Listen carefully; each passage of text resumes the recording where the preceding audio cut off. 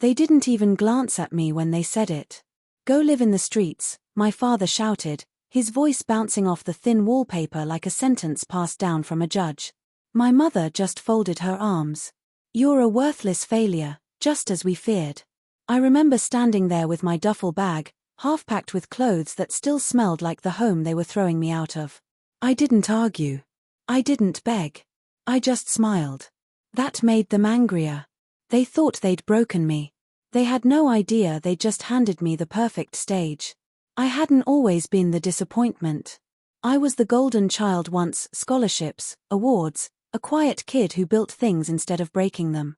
My father used to brag at parties, our son will make something of himself. Then I chose a path he couldn't understand. I quit my corporate job and started my own software company. Small, quiet, hidden behind doors and sleepless nights. For a while, it looked like failure. To them, I was failure. They didn't see the code that kept me awake till dawn. They didn't see the investors who said no before one finally said yes. They didn't see the day my app reached 10 million downloads. They only saw the months I couldn't pay rent, the nights I skipped meals to pay hosting fees. They saw a loser. When I came home one weekend, exhausted, unshaven, still lost in my thoughts, my father erupted. You quit your job for this nonsense. I didn't answer. I never told them what I was building. I wanted to surprise them someday, walk in, tell them I made it, maybe buy them a house, repay their faith. I didn't know they'd lose theirs first. The breaking point came when I caught my father selling my old gaming setup, the one thing I'd kept from childhood. You don't need this junk, he said. It's taking space. Then came the shouting match, him screaming about wasted potential, my mother saying she couldn't bear the sight of me, and me calm, detached, already halfway gone inside. When he said, go live in the streets, something clicked. They thought they were throwing me out. I knew I was walking away from the past.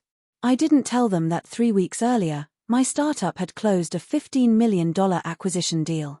I didn't tell them I owned 2 properties under my partner's name to stay off the radar.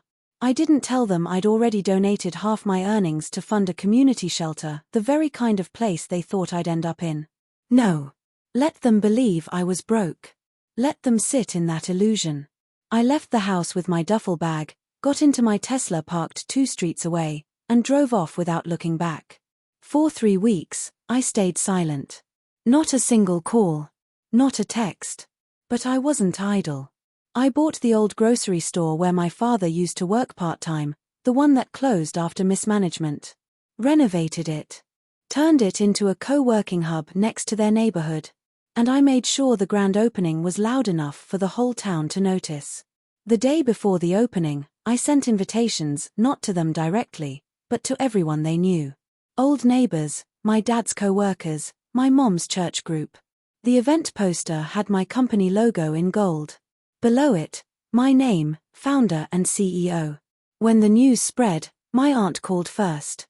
Your parents are saying it's a coincidence. I smiled. Tell them they're welcome to come if they want. They didn't. But they watched from across the street, half hidden behind their car as reporters photographed me cutting the ribbon, shaking hands with officials, talking about jobs and innovation. Their faces I'll never forget. Confusion, shame, maybe even a flicker of pride buried under years of bitterness. I didn't go to them. Not yet. 3 days later, my mother called. Her voice shook. We didn't know, sweetheart. We thought you'd fail. She went quiet. Then my father came on. You should have told us. I laughed. Would you have listened? He didn't answer. Just heavy, uneven breathing. You said I was useless, I continued.